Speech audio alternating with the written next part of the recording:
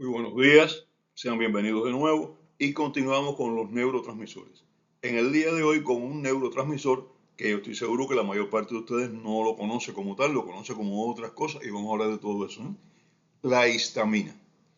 La histamina es una sustancia que se identificó alrededor de los años 50 del siglo pasado, pero fuera del cerebro, en sangre, y por tanto nadie la consideró que tuviera relación ninguna con el sistema nervioso directamente.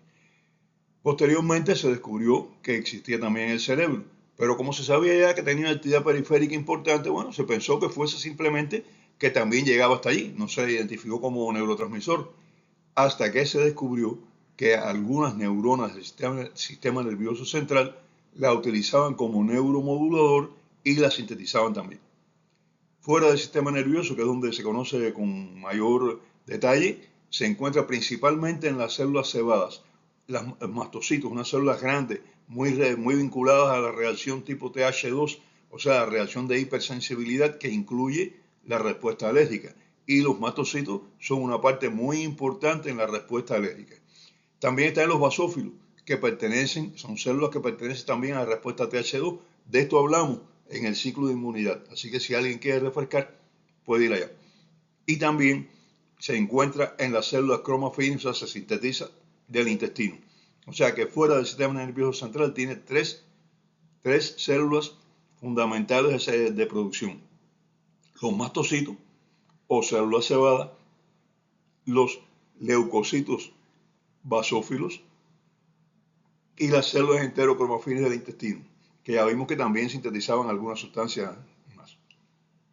Su actividad fundamental es modular procesos fisiológicos fuera del sistema nervioso y dentro del sistema nervioso su actividad fundamental también es neuromodulador. Se sintetiza a partir de un aminoácido, la histidina, con unos pequeños cambios. Hay una fórmula de ambas. Bueno, pues la histidina se hace en pequeños cambios y ya es la histamina. Su principal acción es en el sistema inmunitario. Es la más conocida y la más importante de todas. Se sintetiza, como ya dije, en las células cebadas y las células endotelio vascular también se sintetiza en una pequeña cantidad. Y se almacena en ambas. Las células cebadas, bueno, tenemos un video allá en el ciclo de inmunología que demostraba esto, pequeñito video. Y en el ciclo, ellas en las células cebadas se almacenan en gránulos y cuando reciben un estímulo por la llegada de la inmunoglobulina E, que se une al receptor acá, y entonces esta inmunoglobulina E que está en la superficie del mastocito está ahí esperando y cuando llega un alergeno, entonces se combina con la inmunoglobulina E que está en la superficie, son globulinas de superficie, anticuerpos que se sitúan en la superficie de una célula, se combina el antígeno, que en este caso es un alergeno porque causa alergia, con la inmunoglobulina E, y entonces, bueno, pues se degrada. Vamos a mostrar el video a continuación, dentro de un momentico. Bien, el video mismo que ya tuvimos, pues mostramos allá en el ciclo de inmunología nosotros. Imagínense en el asma, y es donde habíamos hablado ya fuertemente, o sea, profundamente de la histamina. En el asma, la principal sustancia que se libera al inicio de la reacción asmática es la histamina. Es tal vez el mediador químico más importante para que comience el asma bronquial, la fase de asma bronquial. Ya después la 5-hidroxihistamina de histamina es la que la mantiene, o sea, la serotonina, que ya hablamos de ella. En el cerebro es sintetizada en los núcleos del hipotálamo, sobre todo los núcleos tuberomamilar y el núcleo posterior.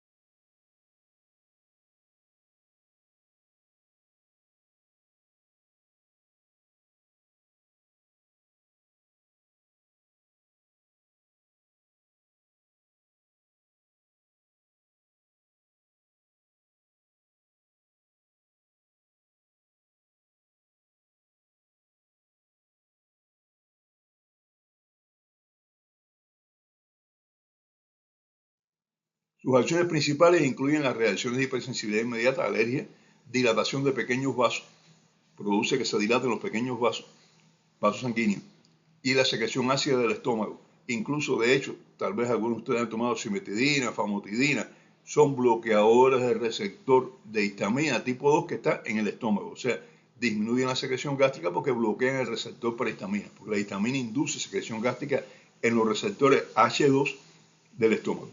Se le ha relacionado con enfermedades inflamatorias en el sistema nervioso central, y esto es algo muy interesante porque se ha relacionado, quiere decir que se ha visto algunas evidencias, pero que no es concreto. Y entre estas enfermedades, la esclerosis en placa, una enfermedad muy frecuente, o sea, muy frecuente no, disculpen, una enfermedad relativamente frecuente del sistema nervioso central, yo conozco varios casos, y también se ha relacionado con la encefalitis, que ya es un poquito más frecuente que la esclerosis en placa. Además, también cuando existe un trauma craneal o hay una inflamación en el cerebro o hay isquemia cerebral y en caso de epilepsia, se libera histamina. ¿Por qué se libera histamina? Porque es un neuromodulador. Su función es modular determinadas reacciones en el sistema nervioso, o sea, modular la acción de determinados neurotransmisores. Y por eso se libera en estas situaciones. Cuando es liberada causa dilatación de pequeños vasos, que si es intensa puede favorecer la salida de líquido de los vasos sanguíneos con edema y disminuir la tensión arterial considerablemente. Esto se observa en el shock anafiláctico, shock por alergia, que se dilatan los pequeños vasos, sale el líquido, disminuye el volumen sanguíneo, disminuye la volemia, y entonces, ¿qué pasa? Que la persona va a tener hipotensión y cae en shock. Y a veces es grave, el shock anafiláctico a veces es grave. En el sistema nervioso actúa como modulador de otros neurotransmisores. La histamina en sí es neuromodulador, no es neurotransmisor. Su aumento excita a las neuronas y mantiene a la persona despierta. Por eso se utilizan los antihistamínicos clásicos para inducir el sueño. Y ya hablaremos la diferencia entre los antihistamínicos clásicos, como la benadryl, por ejemplo, que sí inducen sueño, y los antihistamínicos ya más recientes que no causan sueño. Por eso ustedes ven que dicen, este antihistamínico, la benadrylina da sueño, pero tal otro medicamento no da sueño. Incluso en países donde la benadrylina se ha reservado solamente para conciliar el sueño. Participa en la regulación del apetito. Se piensa que también participa en la regulación de la tensión arterial, de la temperatura, de la glicemia, de los lípidos en sangre, en el consumo de líquidos, en la secreción de hormonas antidiuréticas y en la percepción del dolor. ¿Por qué? Porque excepto el dolor, todo lo demás está relacionado con el hipotálamo y el dolor está relacionado con el tálamo. El dolor, cuando hablamos del ciclo de dolor, referíamos cómo funcionaba el tálamo en esta situación, que el tálamo es el que se encarga de filtrar el dolor y decidir si se avisa a la corteza, o sea, si se hace consciente el dolor y en qué magnitud se le hace consciente. Y la histamina regula la percepción del dolor, o sea, actúa sobre el tálamo regulando la información que el tálamo va a enviar hacia la corteza cerebral, o sea, para hacer el dolor consciente o no. El exceso de histamina puede causar un problema que se llama contracción permanente de músculo. O sea, el problema es la contracción permanente de músculos o grupos musculares y se llama distonía.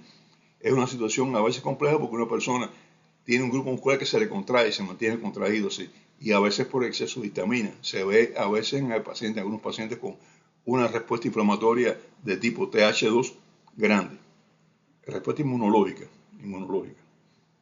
Está relacionada con la degeneración y muerte de neuronas en enfermedades como el Parkinson y la encefalopatía de Wernicke y la esclerosis múltiple que habíamos mencionado. Repito, cuando digo relacionado quiere decir que se ha visto que existe una relación entre la cantidad de concentración de histamina y estas enfermedades, pero que no se ha establecido el mecanismo de causa-efecto, o sea que no hay una seguridad completa.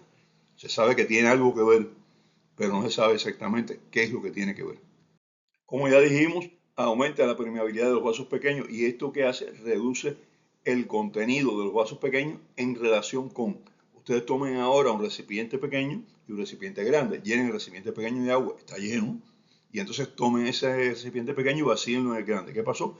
Que solamente va a ocupar una parte del recipiente grande. Imagínense entonces que esto pasa en los pequeños vasos sanguíneos, se dilatan y la cantidad de sangre no disminuye, pero en relación con el continente, o sea, en relación con el volumen del vaso sanguíneo, el tamaño del vaso sanguíneo, disminuye. Y esto al disminuir hace que disminuya la circulación por los pequeños tejidos, y hablamos de esto ya en hipertensión. Y entonces, ¿qué ocurre? El corazón aumenta la fuerza de contracción y aumenta la frecuencia, porque el gasto cardíaco, es decir, la cantidad de sangre que envía el corazón en un minuto, está en relación con la cantidad de sangre que envía en cada contracción y con las veces que se contrae. Frecuencia cardíaca por volumen sistólico. La hablamos en hipertensión, recuerden. Es muy importante. O sea, aquí ¿qué pasa? Que el corazón tiene que aumentar la contracción, la fuerza de contracción, la cantidad de volumen de sangre que envía y tiene que aumentar las veces que se contrae también. A dosis altas la histamina induce arritmias cardíacas porque el corazón empieza a tratar de resolver aquel problema y como no puede resolverlo, pues entonces empiezan los trastornos de ritmo cardíaco. Así que la histamina a dosis altas puede producir arritmia cardíaca. En los bronquios, y esto es muy importante porque tal vez es el papel más visible de la histamina, el rol más visible de la histamina en la medicina, causa contracción de la musculatura lisa de los bronquios, lo que hace que el bronquio se contraiga, el aire entra con cierta dificultad, pero es muy difícil salir porque la expiración, o sea, la salida del aire es pasiva, la entrada es activa por la acción de los músculos, pero la salida es fundamentalmente pasiva. Y como está obstruida la salida, pues entonces se acumula aire en los pulmones. Esto es el mecanismo de producción del asma bronquial. En el asma es el principal mediador para el inicio de la crisis, por estimulación de los receptores H1, receptores tipo 1 de histamina. Y entonces la histamina inicia la crisis, como ya hemos mencionado, y después, bueno, pues la serotonina, la 5-hidroxihistamina, la continúa. La estimulación de los receptores H2 en el estómago aumenta la secreción de ácido clorhídrico, y por eso es que se utiliza, lo dije ya hace un ratito, pero lo repito, algunos medicamentos que son bloqueadores de los receptores H2 para disminuir la secreción ácida del estómago. Famotidina, cimetidina, por ejemplo. Y se prefiere utilizarlos por la noche. ¿Por qué? Porque ellos van a disminuir la secreción gástrica, sobre todo con bastante fuerza en el periodo que estamos durmiendo. Es donde son muy efectivos también. En el estómago también aumenta la secreción de pexinógeno, que es una enzima que produce el estómago para destruir la pexina, para destruir las proteínas, para digerir las proteínas, y de factor intrínseco, que ya hablamos de él cuando el ciclo de anemia, que es imprescindible para la absorción de la vitamina B12. La liberación de histamina por los mastocitos se acompaña, no es solamente de histamina, se acompaña de la liberación de otros mediadores de inflamación y de broncoconstricción. O sea, es muy importante en la reacción tipo 2, o sea, TH2, linfocito T helper 2, que es la reacción de hipersensibilidad, o sea, el grupo de reacciones de hipersensibilidad. Y una cosa muy curiosa, yo diría casi simpática, ¿no? Que la histamina es la responsable del rubor sexual en las mujeres. Mujeres cuando se ponen coloradas, que decimos, eso es una descarga de histamina, liberación de histamina que dilata los vasos sanguíneos, el cara y cuello sobre todo, pero en otras partes también. Entonces, dice, se puso colorada, sí, por eso, por la liberación de histamina. Se libera histamina durante el orgasmo, por eso después del acto sexual las personas generalmente están un poquito más coloradas. Y un dato importante, la utilización de antihistamínicos disminuye la libido, o sea, el deseo sexual.